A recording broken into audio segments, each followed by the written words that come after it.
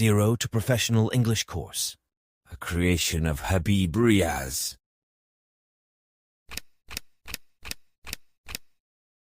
English Text Reading and Understanding Practice, Lesson Number 20, The Rat Trap, Part 4. For a better experience of the course, you should buy our book. Golden English, Intermediate Level 2, 0 to Professional English Guide, a golden gift for English learners. What is inside the book? This book is very beneficial for intermediate level students. It contains part of speech, auxiliary verbs or modals, some additional structure of English sentences, 20 stories for Urdu to English practice, direct and indirect, 20 lessons for English text reading and understanding, 35 lessons for English speaking practice, and many more things. I am sure that my book, Golden English, would be a perfect need for English learners, as this will serve as a complete guide to improve their English skills, starting from zero knowledge to advanced levels. Especially translation, English text understanding, and speaking skills, whether starting from zero knowledge to advanced levels. Error is human nature, so if you notice any mistakes in the book, please do not hesitate to inform me. I would be grateful for this act of kindness.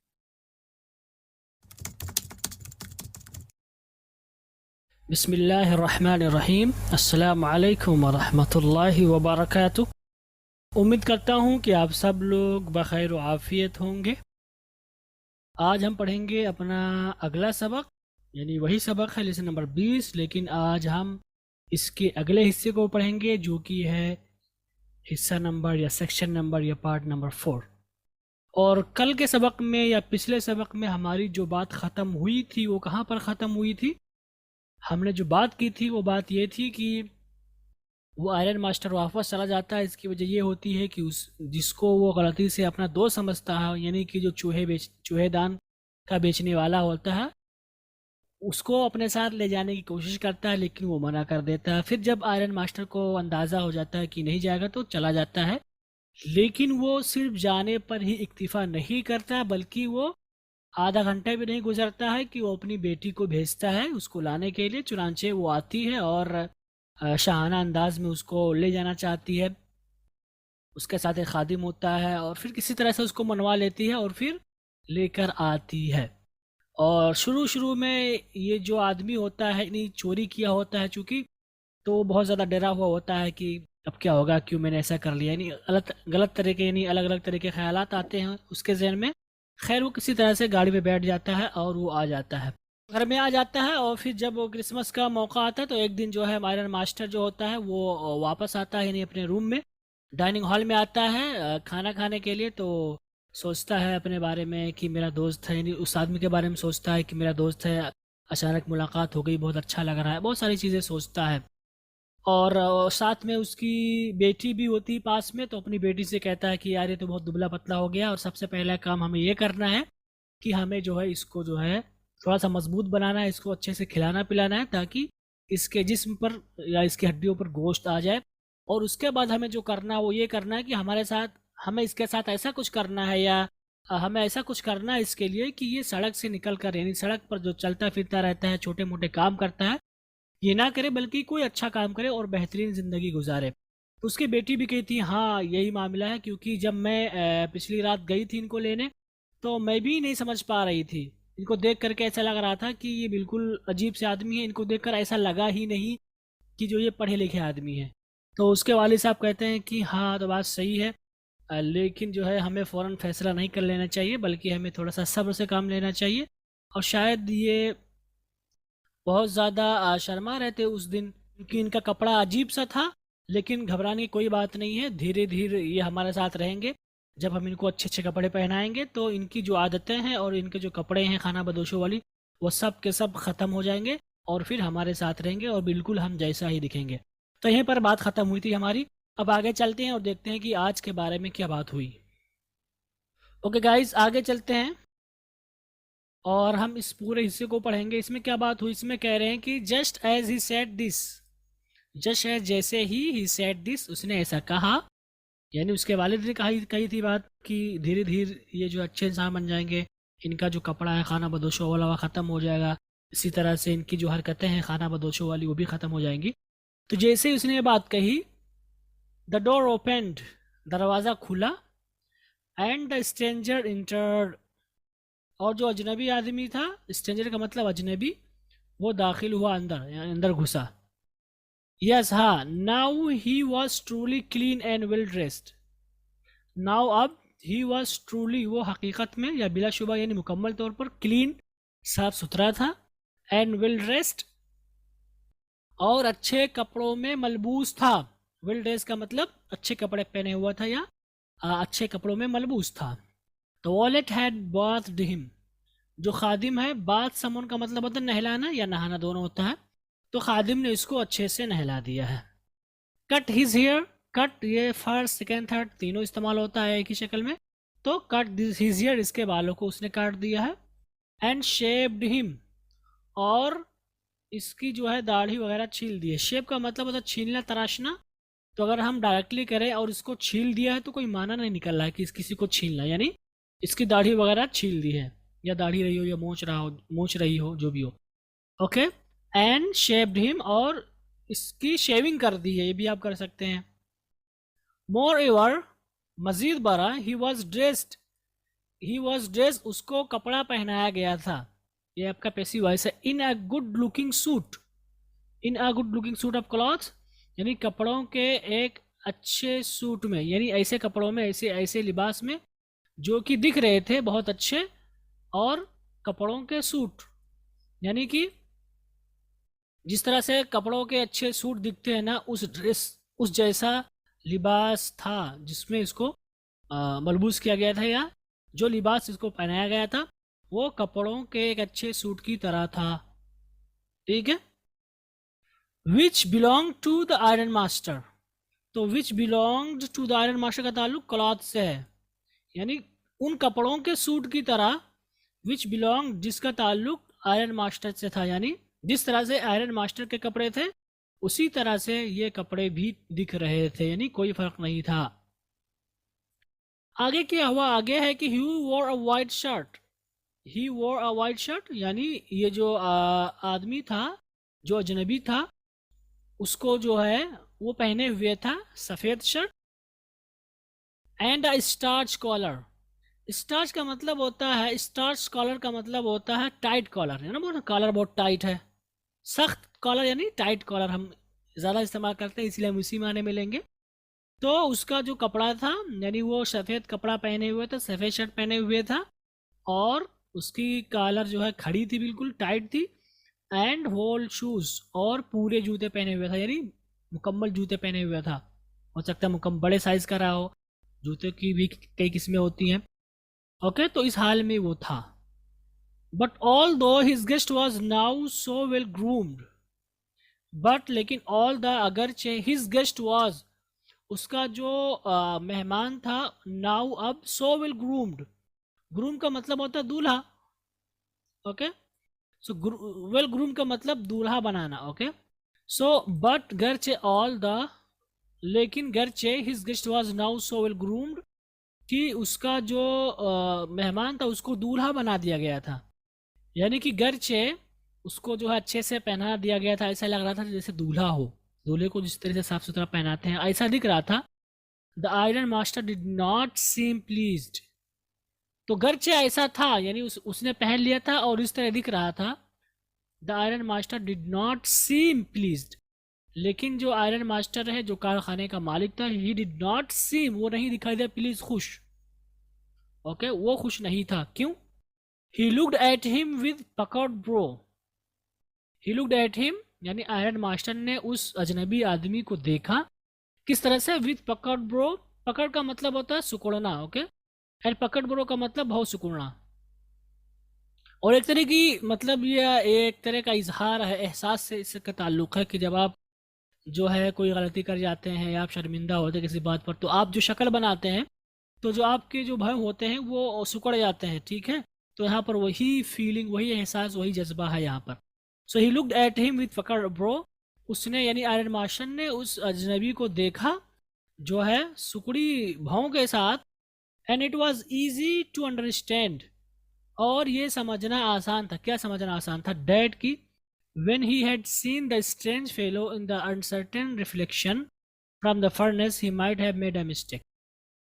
तो अब उसके लिए समझना आसान हो गया था क्या डैड की when he had seen the strange fellow, कि जब उसने इस अजनबी साथी को देखा था कहाँ पर, इन द अनसर्टेन रिफ्लेक्शन, कि एक अनसर्टेन का मतलब गैर खास या गैर महदूद, रिफ्लेक्शन का मतलब अक्स, और वो अक्स कहाँ से, फ्रॉम द फर्नेस, भट्टी से निकलने वाले गैर महदूद अक्स में। ओके, तो भट्टी से निकलने वाले गैर महदूद अक्स में जब इसने इस अजनबी साथी को देखा था, ही might have made a mistake.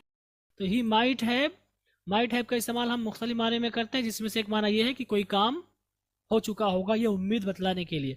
So he might have made a mistake, तो शायद उसने गलती कर दी थी।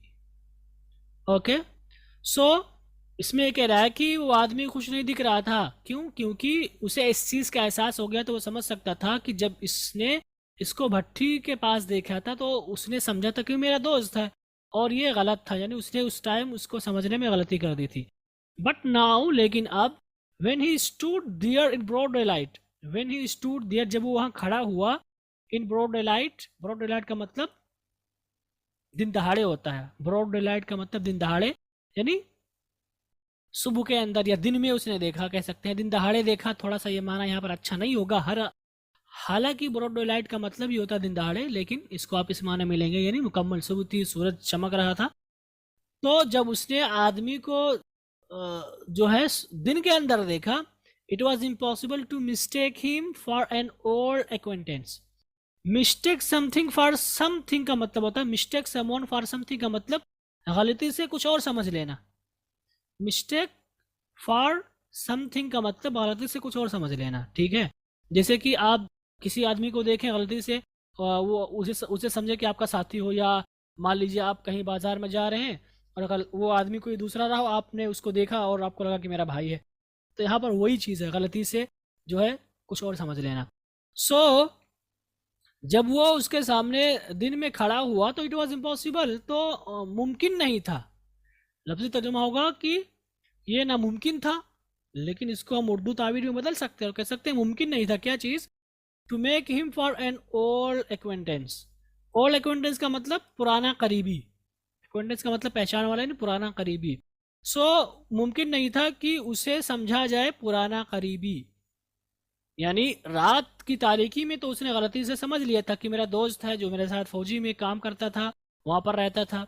लेकिन जब वो सामने आया बिल्कुल, और दिन बिल्कुल था, तुलू था सूरज, मुकम्मल तौर पर सारी चीज़ें वाज़ेह थी, तो अब उस वक्त वो ये गलती करे कि उसको अपना करीबी समझ ले या अपने पहचान वाला समझ ले, ये मुमकिन नहीं था।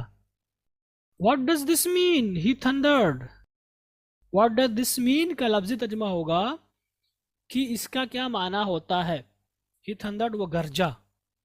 व्हाट डज दिस मीन, ये क्या माना होता है, ही थंडर्ड, वो गरजा। ये आपका लफ्ज़ी तर्जुमा हुआ, लेकिन कहानी का लिहाज कहते हैं बोलेंगे अरे क्या हो गया ये, आप कह सकते हैं अरे क्या हुआ, अरे कैसे हो गया, जो भी एक्सप्रेशन आप लाना चाहें वहाँ पर आप ला सकते हैं, इसको इस माना में इस्तेमाल कर सकते हैं। थंडर, उसने ज़ोर से बोला। ओके, थंडर का मतलब गरजन, नहीं ज़ोर से बोला। तो यहाँ पर बात ख़त्म हुई, आगे देखते हैं क्या हुआ। Stranger made no attempt to dissimulate. Dissimulate का मतलब होता है छुपाना कोई चीज़। ओके, अटेम्प्ट का मतलब होता है कोशिश करना, मेक का मतलब होता है बनाना, और मेक अटेम्प्ट का मतलब कोशिश करना, एंड मेक नो अटेम्प्ट का मतलब कोशिश ना करना। So the stranger made no attempt to dissimulate, कि जो अजनबी था उसने कोई चीज़ छुपाने की कोशिश ना की, यानी उसने पहले तो छुपाया, कुछ नहीं बोला, लेकिन इस टाइम, इस दफ़ा उसने कुछ भी छुपाने के लिए कोशिश ना की। ही सॉ एट वंस, उसने अचानक देखा, डैड की, the splendour had come to an end. Splendour का मतलब होता है शान और शौकत, अजमत। तो चूंकि वो शाहाना अंदाज में वहाँ पे था, अच्छे से उसका स्वागत किया गया था, तो वही कह रहा है कि that he saw at once, अचानक उसने भांप लिया, उसने देखा के मान में भी कर सकते हैं, आप कह सकते हैं उसने देख कर कोई चीज़ महसूस करना, तो उसको एहसास, उसे महसूस हुआ के माने भी हम सी को इस्तेमाल कर सकते हैं। क्यों? क्योंकि सी का मतलब होता है देखना। तो अगर आप कोई चीज़ देख कर महसूस करते हैं तो उसको हम सी को महसूस के माने में भी इस्तेमाल कर सकते हैं। तो इसलिए हम कहेंगे ही सॉ एट वंस, उसने अचानक महसूस किया या अचानक उसे लगा या उसने अचानक देखा, डैट की the splendour had come to an end, come to an end का मतलब ख़त्म होना, यानी कि उसकी शान व शौकत अब ख़त्म हो गई, यानी अब उसके साथ ऐसा व्यवहार नहीं किया जाएगा या उसके साथ पहले जैसा सलूक नहीं किया जाएगा शाहाना वाला। फिर जब उसको ऐसा एहसास हुआ तो फिर उसने क्या किया, it is not my fault sir, sir ये मेरी गलती नहीं है, ही सेड, उसने कहा।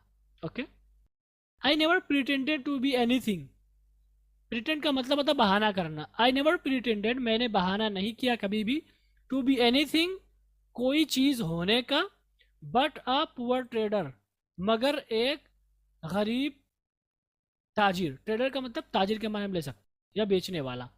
तो लफ्ज़ तर्जुमा हुआ कि मैंने कभी भी कुछ होने का बहाना नहीं किया मगर एक गरीब ताजिर होने का, यह आपका लफ्ज़ी तर्जुमा हुआ। लेकिन जब इसको हम अपने अल्फाज में लाएंगे तो हम कहेंगे कि मैंने सिर्फ और सिर्फ जो है एक गरीब ताजिर का ही बहाना किया, यानी मैंने हमेशा यही कहा कि मैं गरीब ताजिर हूँ, या मैंने हमेशा दिखाया कि मैं गरीब ताजिर हूँ।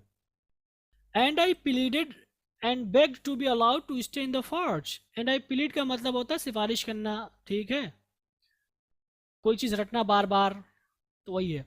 एंड आई प्लीडेड, और मैंने बार बार कहा और मैंने सिफारिश की, एंड बेग्ड, और भीख मांगी, बेग का मतलब भीख मांगना है, सिफारिश करना। सो and I pleaded and bagged का लफ्ज़ी तर्जुमा होगा कि मैंने गुजारिश की और मैंने सिफारिश की। लेकिन इसको जब हम दोनों को जोड़ देंगे तो हम बोलेंगे मैंने बार बार इस बात की सिफारिश की, मैंने बार बार सिफारिश की, किस चीज़ की, टू बी अलाउड, इजाज़त दिए जाने की, टू बी अलाउड यहाँ पर पैसिवाइज है कि मैंने किस चीज़ की सिफारिश की, टू बी अलाउड कि मुझे इजाज़त दी जाए, किस चीज़ की, to stay in the forge, फौज का मतलब लोहे खाने में, कहाँ पर, किस चीज़ की उसे सिफारिश की बार बार कि उसे लोहार खाने में रहने दिया जाए। But no harms has been made, लेकिन कोई नुकसान नहीं किया गया है, but no harm has been made का लफ्ज़ी हैज़ बीन डन का लफ्ज़ी तर्जुमा होगा लेकिन कोई नुकसान नहीं किया गया, यानी कि ये अलग बात हो गई और यहाँ पर ये अलग बात है, ठीक है। यानी उसने ऐसा कहा कि ठीक है, मैंने बार बार कहा लेकिन ठीक है, फिर ये यहाँ पर आ गया प्रेजेंट में कि ठीक है मैंने कोई नुकसान नहीं किया, अगरचे आपसे गलती हुई या मुझसे गलती हुई कि आपने मुझे अपने घर बुला लिया, लेकिन कोई नुकसान नहीं हुआ है, but no harm has been done, कोई नुकसान नहीं किया गया, यानी कोई नुकसान नहीं हुआ। At worst I can put on my rags again and go away, at worst का लफ्ज़ तर्जुमा होगा कि सबसे बुरे पर, एट वर्स सबसे बुरे पर, आई कैन पुट ऑन मैं पहन सकता हूँ, माई रैक्स अपने चीथड़ों को यानी फटे हुए कपड़ों को, अगेन दोबारा, एंड गो अवे और जा सकता हूँ। तो यह आपका लफ्ज़ी तर्जुमा हुआ, लेकिन इसको हम अपने अल्फाज में कहेंगे कि ठीक है मैं जो है अपने कपड़े ज़्यादा ज़्यादा ये कर सकता हूँ कि कोई नुकसान तो नहीं किया, लेकिन ज़्यादा ज़्यादा मैं ये कर सकता हूँ आपके लिए, ज़्यादा ज़्यादा मैं आपके लिए कर सकता हूँ कि मैं अपने कपड़े पहनकर दोबारा यहाँ से जा सकता। वेल सेड आयरन मास्टर, ठीक है आयरन मास्टर यानी लोहार के मालिक ने कहा। हेजिटेटिंग अ लिटिल, थोड़ा सा हिचकिचाते हुए ये बात उसने कही, क्या कही, एक तो उसने कहा वेल ठीक है, और आगे भी उसने बात कही, वो बात क्या थी, it was not quite honest, quite का मतलब मुकम्मल, ऑनेस्ट का मतलब ईमानदार, it was not quite honest का मतलब होगा आइदर, ये लफ्ज़ आइदर है और मैं भी इसमें अक्सर कंफ्यूज ही रहता हूँ, इधर भी पढ़ देता हूँ मैं कभी कभी, बट ये आइदर है, ओके, ये आइदर है, इसका उधर नीदर है, नीदर, हालांकि उसमें भी एन आ जाता है बस, लेकिन उसको नीदर पढ़ते हैं और इसको आइदर पढ़ेंगे, चूँकि ये कन्फ्यूज़न वाली चीज़ है इसलिए मैं बता रहा हूँ। So it was not quite honest either, कि ये जो है ईमानदार नहीं था, it was not quite honest का लफ्ज़ी तर्जुमा होगा आइदर का मतलब ज़रा सा भी, यहाँ पर क्या मतलब होगा, ज़रा सा भी। So it was not quite honest either, either का मतलब होता है एक्चुअली कोई एक, ठीक है, लेकिन यहाँ पर होगा ज़रा सा भी, it was not quite honest either कि ये ज़रा सा भी ईमानदार नहीं था, ये लफ्ज़ी तर्जुमा हुआ, लेकिन यहाँ पर क्या कहना चाह रहा है कि ये ज़रा सी भी ईमानदारी नहीं थी, ऑनेस्टी के माने में इसको हम लेंगे, ये कि ये ऑनेस्टी नहीं थी, ईमानदारी नहीं थी, या ईमानदार आप नहीं थे, इस माने में ले सकते हैं। यू मस्ट एडमिट डेट, आपको ज़रूर इस बात को कबूल करना चाहिए, एडमिट का मतलब होता है दाखिला लेना देना, और कबूल करने के माने में भी होता है, एडमिट द मिस्टेक का मतलब होता है गलती कबूल करना।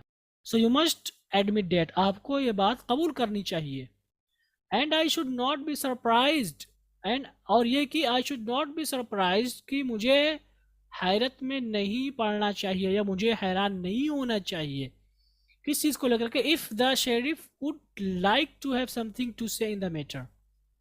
शेरिफ का मतलब होता है पुलिस, ठीक है। स्वीडिश में जो पुलिस होते हैं उसको शेरिफ बोलते हैं, यानी उनका पोस्ट होता होगा, उनमें से एक ये भी होगा sheriff. So and I should not be surprise, और मुझे हैरानी नहीं होनी चाहिए इफ़ अगर sheriff would like to have something, कि अगर पुलिस जो है कुछ कहना चाहे, हैव समथिंग कुछ कहना चाहे या कुछ करना चाहे, टू से कहने के लिए इन द मैटर, इस मैटर में। यानी कि कोई बात नहीं, मैं हैरान नहीं हूँगा कि अगर पुलिस जो है इस मामले में कुछ कहे, यानी कि उसने डायरेक्टली ये बात कही कि मुझे हैरानी नहीं होगी कि अगर पुलिस इस मामले में कुछ बात आपसे कहे, यानी कि वो पुलिस को बुलाना चाह रहा था।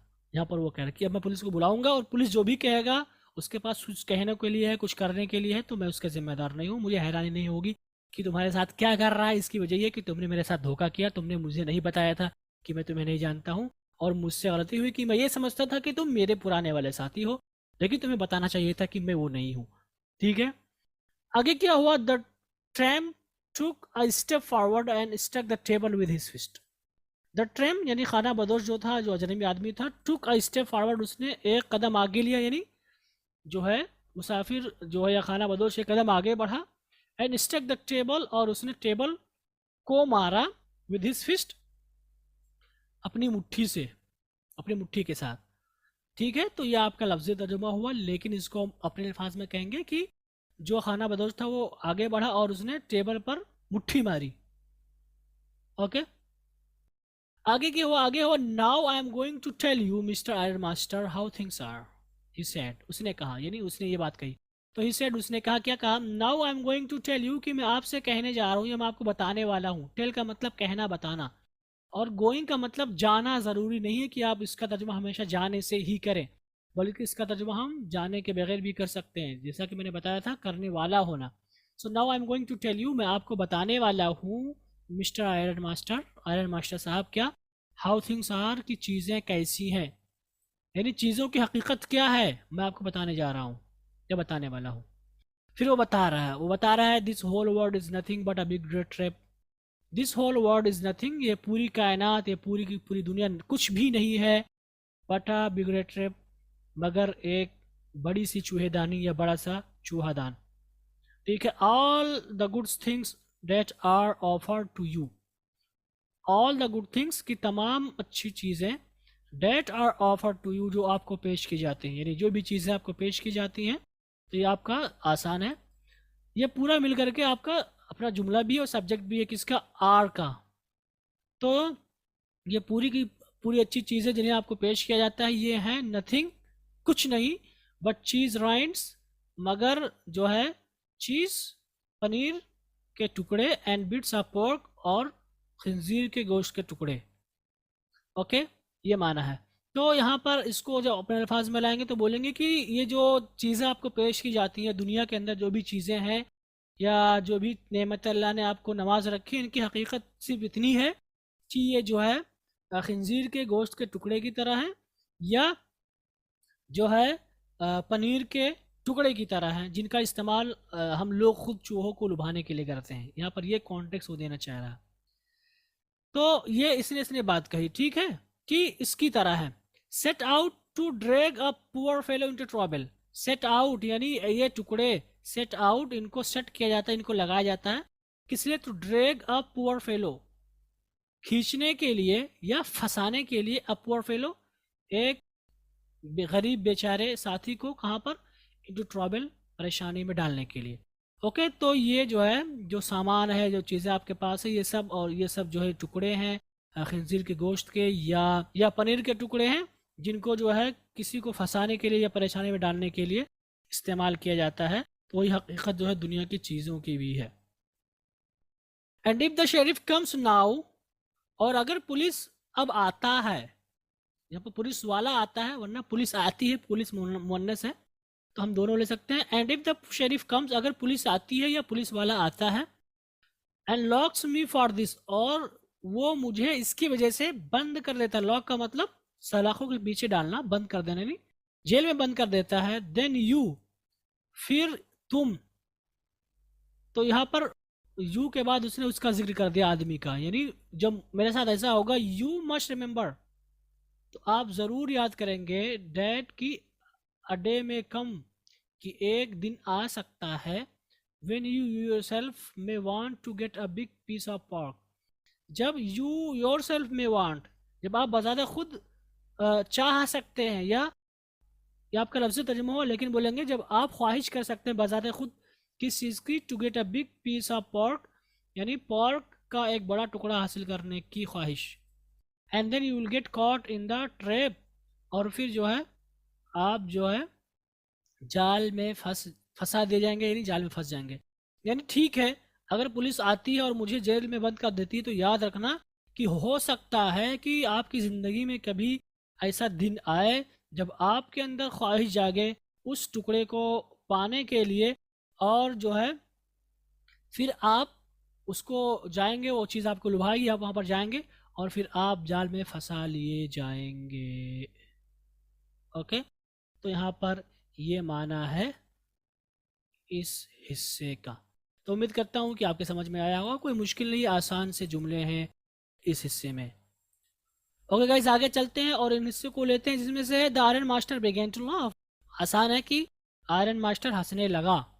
Okay, that was not so badly said, that was not so badly said, कि ये बुरी तरीके से नहीं कहा गया था, माय गुड फेलो, मेरे अच्छे दोस्त। Perhaps we should let the sheriff alone on Christmas Eve, perhaps शायद we should let the sheriff alone, कि हमें चाहिए लेट द शेरिफ देना पुलिस को अलान अकेले ऑन क्रिसमस ईव, क्रिसमस के मौके पर। तो यहाँ पर ये लफ्ज़ी तर्जुमा मैंने किया जो को समझ में नहीं आया, ठीक है, लफ्ज़ी तर्जुमा समझ में नहीं आया, लेकिन इसमें हम जब उर्दू में आएंगे तो बोलेंगे कि तुमने जो कहा बिल्कुल सही है, that was not so badly said my good friend, कि मेरे दोस्त बिल्कुल भी बुरे अंदाज में नहीं कहा, यानी जो कुछ तुमने कहा सही है। और है शायद कि we should let the sheriff alone on the यानी क्रिसमस ईव, कि शायद हमें जो है पुलिस को इस क्रिसमस के मौके पर अकेले छोड़ देना चाहिए, यानी पुलिस को नहीं बुलाना चाहिए। तुमने इतनी अच्छी बात कही थी, चलो छोड़ देता हूँ, यहाँ पर ये माना है। But now get out of here, लेकिन अब यहाँ से निकल जाओ। आसान सा जुमला है, as fast as you can, जितनी तेजी से तुम जा सकते हो, यानी फौरन के फौरन निकल जाओ। But just as the man was opening the door, but लेकिन जस्ट एज जैसे ही the man was opening the door, आदमी दरवाजा खोल रहा था, द डॉटर सेड, लड़की ने कहा, क्या कहा, आई थिंक, मेरा ख्याल है, he ought to stay with us today, he ought to stay, इसके लिए ज़रूरी है कि वो रुके, विद अस, हमारे साथ आज, ठीक है। तो इसके लिए ज़रूरी है, इसके लिए लाजमी है, यह हमने तर्जुमा किया। इसको हम दूसरे अंदाज में कह सकते हैं कि मेरा ख्याल है या मुझे लगता है कि इसे आज हमारे साथ लाजिमन रुकना चाहिए, लाजिमन रुकना चाहिए, ये भी हम कर सकते हैं। I don't want him to go, I do not want, मैं नहीं चाहती हूँ उसे, टू गो, जाने के लिए। So I do not want him to go का लफ्ज़ी तर्जुमा होगा, मैं इसे जाने के लिए नहीं चाहती हूँ। लेकिन इसको अपने अल्फाज में कैसे कहेंगे कि मैं चाहती हूँ कि आज ना जाए, राइट। एंड विद दैट, और इसके साथ, she went and close the door, वो गई और उसने दरवाज़ा बंद कर दिया। आसान है। आगे है, what in the world are you doing, देखिए व्हाट इन द वर्ल्ड, ये असल में what are you doing, but in the world, ये जो टुकड़ा है इसको मैंने आपको पढ़ाया था स्ट्रेसिंग स्ट्रक्चर में, on the earth, in the world, right. तो यहाँ पर इन द वर्ल्ड का तर्जुमा दुनिया में नहीं करेंगे कि क्या कर रहे हो तुम इस दुनिया में, बल्कि यहाँ पर कहेंगे कि what in the world are you doing, अरे कर क्या रही हो तुम। सेड द फादर, वालिद ने कहा या अब्बू ने ये बात कही। The daughter stood there quite embarrassed, the daughter stood there, लड़की वहाँ खड़ी हो गई, क्वाइट एम्बैरेस्ड, मुकम्मल शर्मिंदगी के साथ, and hardly knew what to answer, और वो बहुत मुश्किल से जानती थी कि क्या जवाब दिया जाए। एंड हार्डली न्यू, और वो मुश्किल के साथ जानती थी, व्हाट टू आंसर, क्या जवाब दिया जाए, यानी कि उसे पता नहीं था क्या जवाब दे। That morning she had felt so happy, that morning, उस सुबह, she had felt so happy, उसने बहुत ज़्यादा खुशी महसूस की थी। When she thought how homelike and Christmassy she was going to make things for the poor hungry rich. So that morning, उस सुबह she had felt so happy कि उसे बहुत ज़्यादा खुशी हुई थी. किस चीज़ से? ये सारी चीज़ों से. वो चीज़ क्या थी? When, जब she thought, कि उसने सोचा था, how homelike and Christmas, किस तरह से घर जैसा. homelike का मतलब घर जैसा, and Christmassy का मतलब क्रिसमस जैसा. She was going to make things, वो जा रही थी बनाने चीज़ों को. For the poor hungry rich, बेचारे जो है खाना बदोश के लिए. ओके तो यहाँ पर क्या हुआ, मतलब यही इसका मतलब ये हुआ कि उस सुबह लड़की ने ये सोचा था कि आज मैं इस बेचारे भूखे आदमी के लिए जो है एक ऐसा माहौल बनाऊंगी जिससे उसे लगेगा कि वो घर में है और वो क्रिसमस को एंजॉय कर रहा है. तो ये सारी चीज़ें सोच करके वो बहुत खुश थी. ठीक है, आगे हुआ कि she could not get away from the idea all at once. तो she could not get away. Get away का मतलब होता है दूर जाना, बाहर आना, छोड़ने के माने में भी आप इसको इस्तेमाल कर सकते हैं. She could not get away, वो छोड़ नहीं सकती थी. फ्रॉम द आइडिया, इस ख्याल को, एट ऑल एट वंस, अचानक ही. यानी उसने प्लानिंग कर रखी थी, अचानक ही इस प्लानिंग को ख़त्म करना उसके लिए मुमकिन नहीं था. वो नहीं ऐसा कर सकती थी. सो कुड नॉट को कह सकते हैं उसके लिए मुमकिन नहीं था. ठीक है, एंड डेट वॉज वाई, और यही वजह थी. She had interceded for the vagabond. She had interceded, intercede का मतलब होता है सिफारिश करना, यानी अपने वालिद से उसने सिफारिश की थी. फॉर द वैगबॉन्ड, खाना बदोश के लिए. ठीक है, तो चूंकि वो अपने आइडिया से मुकम्मल तौर पर नहीं निकल सकती थी, या वो अचानक तौर पर अपने आइडिया को या उसने जो सोच रखा था उसको छोड़ नहीं सकती थी, इसलिए उसने इस खाना बदोश के लिए सिफारिश की अपने वालिद से. ठीक है, I am thinking of his strange here. I am thinking of this strange here, मैं इस अजनबी के बारे में सोच रही हूँ. सेड द यंग गर्ल, नौजवान लड़की ने कहा. अब वो क्या सोच रही थी, आगे भी आ रहा है. He walks and walks the whole year long. He walks and walks, वो चलता है और चलता है, यानी वो चलते रहता है. द होल ईयर लॉन्ग, पूरे साल. And there is probably not a single place in the whole country. And there is probably, और गालिबन नहीं, वहाँ नॉट अ सिंगल प्लेस, कोई एक ऐसी जगह नहीं है. In the whole world, in the whole country, पूरे मुल्क में.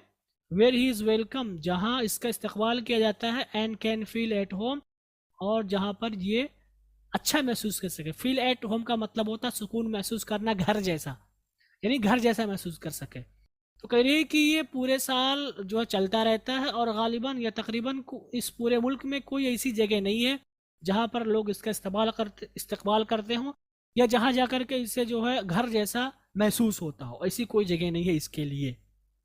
ठीक है, When he turns, he is chased away. When he turns, जब वो मुड़ता है, he is chased away, तो इसको धुतकार दिया जाता है, यानी जहाँ भी जाता है इसको धुतकार दिया जाता है. Always he is afraid of being arrested. Always, हमेशा, he is afraid of being arrested, कि ये हमेशा डर में रहता है पकड़े जाने का, गिरफ्तार किए जाने का. And cross examined, और जांच पड़ताल का, यानी ये हमेशा चलता रहता है, और हमेशा इसे इस बात का डर रहता है कि कहीं पुलिस इसको पकड़ ना ले और फिर पकड़ करके इससे पूछताछ ना करे. I should like to have him enjoy a day of peace with us here. I should like, मैं चाहती हूँ, या मुझे जो है चाहना चाहिए, लफ्ज़ तर्जुमा होगा आई शुड लाइक, कि मुझे पसंद करना चाहिए. टू हैव हिम, इसे रखना. एंजॉय, लुत्फ़अंदोज़ होने के लिए. अ डे ऑफ पीस, यानी अमन का एक दिन. विद अस, हमारे साथ. हियर, यहाँ. यह आपका लफ्ज़ी तर्जुमा हुआ, लेकिन इसमें वो क्या कहना चाह रही है, उसमें कहना चाह रही है I should like to have him enjoy a day of peace with us here, कि मुझे अच्छा लगेगा कि आज हमारे साथ यहाँ कम से कम एक दिन सुकून का मज़ा ले ले. वो एक दिन का मज़ा ले ले, सुकून के कम से कम एक दिन का वो मज़ा ले ले, या सुकून के कम से कम एक दिन से यह लुत्फ़ अंदोज़ हो जाए हमारे साथ आज. Just one in the whole year, सिर्फ एक दिन पूरे साल में, बस मैं आज की बात कर रही हूँ. तो उसने ये बात सोची और इसका तज़किरा उसने अपने वालिद से किया. ओके गाइस, तो ये तर्जुमा हुआ इस हिस्से का. उम्मीद करता हूँ कि आपकी समझ में आया होगा. आगे चलते हैं. ओके गाइस, आगे चलते हैं और हम इस पूरे हिस्से को लेंगे. आयरन मास्टर ममल्ड समथिंग, कि आयरन मास्टर कुछ जो है उसने, ममल का मतलब होता है गुनगुनाना या धीरे से बात करना, इन हिज बियर्ड, अपनी दाढ़ी में, यानी कि आयरन मास्टर ने अपनी दाढ़ी में कुछ बोला, यानी कि वो धीरे धीरे कुछ बोल रहा था और ऐसा अंदाज़ा उसकी दाढ़ी से हो, उसकी दाढ़ी से लग रहा था कुछ बोल रहा है, अंदर अंदर ही उसने कुछ बोला। He could not bring himself to oppose her. He could not bring himself, वो खुद को नहीं ला सकता था, to oppose her, उसकी मुखालिफत करने के लिए। ये आपका लफ्ज़ी तर्जुमा हुआ, लेकिन इसको हम कैसे कहेंगे, यानी वो उसकी मुखालिफत नहीं कर सकता था। It was all a mistake, of course, she continued. So she continued, वो उसने मुसलसल कहा, यानी मुसलसल उसने आगे बात कही, क्या कही, It was all a mistake, कि ये एक गलती थी बिलाशुबा। But anyway, I don't think we ought to chase away a human being. But anyway, लेकिन बहर कैफ, I don't think, मुझे नहीं लगता या मेरा ख्याल नहीं है कि क्या, we ought to chase away, कि हम लाजमी तौर पर भगा दें, धुतकार दें, a human being, एक इंसान को, whom we have asked to come here। अब ये whom we have asked to come here का ताल्लुक किससे है, ह्यूमन बीइंग से। whom, जिसे, we have asked, हमने कह रखा है या हमने मुतालबा किया है किस चीज़ का, to come here, यहाँ आने का, यानी जिस आदमी को हमने अपने घर बुला लिया है उसको धुतकारना मुझे नहीं लगता ये सही है। ठीक है, तो जिसको हमने बुला लिया है उसको धुतकारना। And to whom we have promised Christmas cheer, और उस आदमी को भगाना, we have promised, जिससे हमने वादा कर रखा है, क्रिसमस चीयर, यानी कि क्रिसमस की खुशी का, यानी हमने उससे कहा भी है कि आओ चलो क्रिसमस तक रहना और एंजॉय करना। तो ऐसे आदमी को जिसको हमने खुद अपने घर बुलाया हो और जिससे हमने वादा किया हो कि वो क्रिसमस से एंजॉय करेगा, लुत्फानंदोज़ होगा, उसको धुतकारना मेरे ख्याल से अच्छा नहीं है। You do preach worse than a person, person का मतलब होता है पादरी। सो यू डू प्रीच, ये डू का ताल्लुक ताकीद के लिए, यू डू प्रीच, तुम जो है बिलाशुबा जो है नसीहत करती हो, वर्स, कहीं बुरा देन अ पर्सन, पादरी के बिलमुकाबिल, यानी तुम, मतलब जो है वो अपने हिसाब से वो कह रहा है कि तुम जो है पादरी से कहीं ज़्यादा बुरा जो है नसीहत करते हो, यानी उसने ये बात तनज़िया तौर पर कही है कि बड़ी अच्छी अच्छी बातें कर रही हो।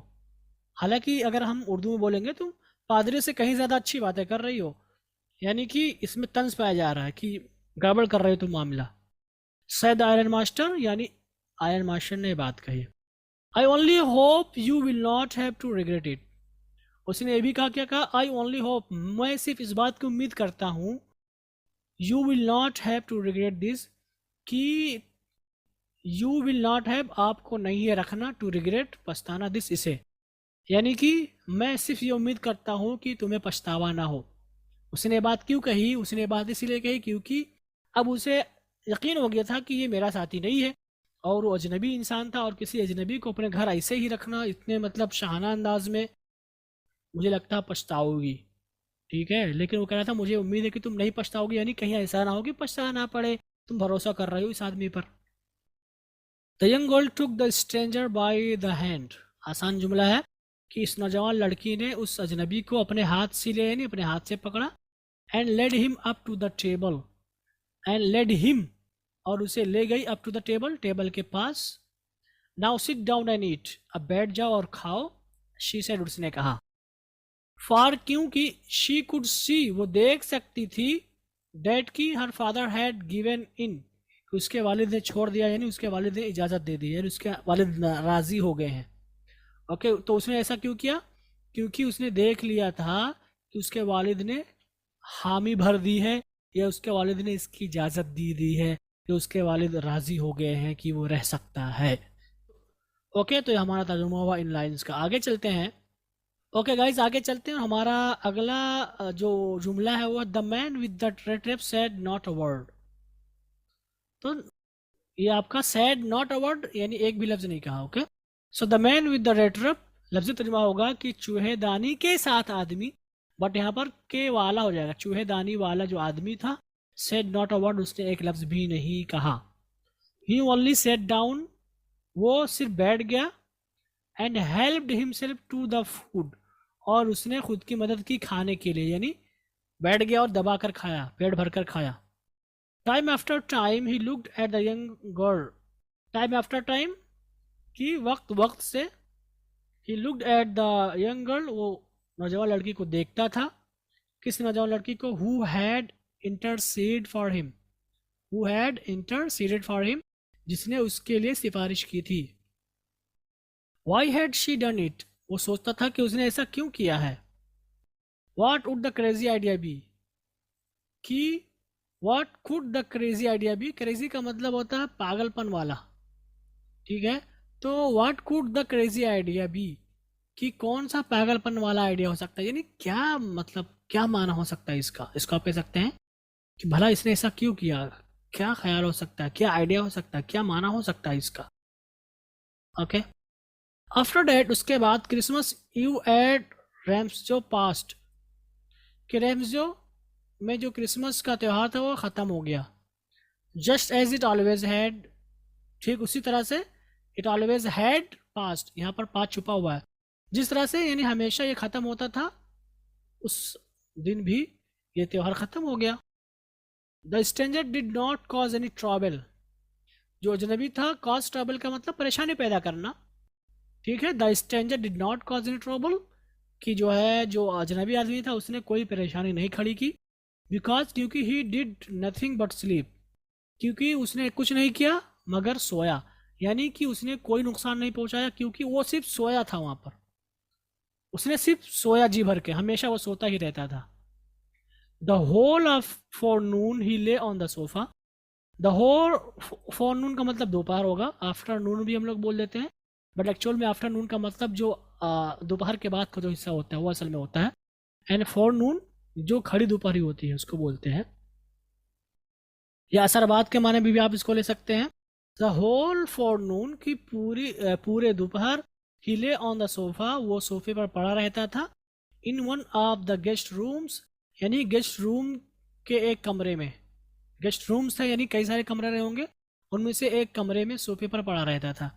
And slept at one stretch, और जो है फैल कर सोता था, यानी उसने नुकसान नहीं पहुंचाया क्योंकि वो हमेशा सोता ही रहता था फैल कर। एट नून, दोपहर में, उनका मतलब होगा दोपहर से पहले, जो टाइम होता है मे बी 12 बजे से पहले का टाइम। ओके, तो फॉर नून का मतलब होगा दोपहर से पहले, और नून का मतलब होगा दोपहर में। सो दोपहर से पहले भी सोया हुआ था सोफे पर। एंड एट नून, और दोपहर में, दे वोक हिम अप, उन्होंने उसको जगाया। सो डैट, उन्होंने इसको क्यों जगाया, ताकि ही कुड है, वो रख सके, हिज शेयर, अपना हिस्सा, of good Christmas fair, Christmas का जो फेयर का मतलब होता है किराया, हिस्सा खाना, यानी जो खाना बना हुआ था क्रिसमस में उसमें से अपना हिस्सा ले ले, यानी अपना हिस्सा खा ले। तो दोपहर में उन्होंने उसको जगाया ताकि क्रिसमस के मौके पर जो अच्छा सा खाना बना हुआ था वो खा ले। But after that he slept again, but after that यानी उन्होंने जगाया, उसके बाद ही स्लेप्ट अगेन, वो दोबारा सो गया। इट सीम्ड, ऐसा लगा, ये आपका लफ्ज़ी तर्जुमा हुआ, लेकिन बोलेंगे ऐसा लग रहा था, एज द, गोया कि फॉर मेनी ईयर्स, कई सालों तक, he had not been able to sleep, वो सोने के काबिल नहीं था। ओके, ये आपका लफ्ज़ी तर्जुमा, सोने के काबिल नहीं था, लेकिन इसको हम कैसे बोलेंगे, नहीं सो पाया था।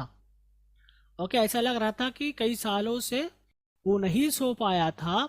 एज क्वाइटली एंड सेफली, उस कदर खामोशी और इत्मीनान के साथ, एज हियर एट रैम्सो, जिस तरह से वो रैम्सो में सो रहा था, यानी जिस हालत में उन्हें सुकून और पुरसुकून और हिफाजत के साथ रैम्सो में उसने जो है नींद मारी है, उसको देख करके ऐसा लग रहा था कि इसने कभी भी ये नींद नहीं पाई है पूरी जो है ज़िंदगी में, पूरे साल में।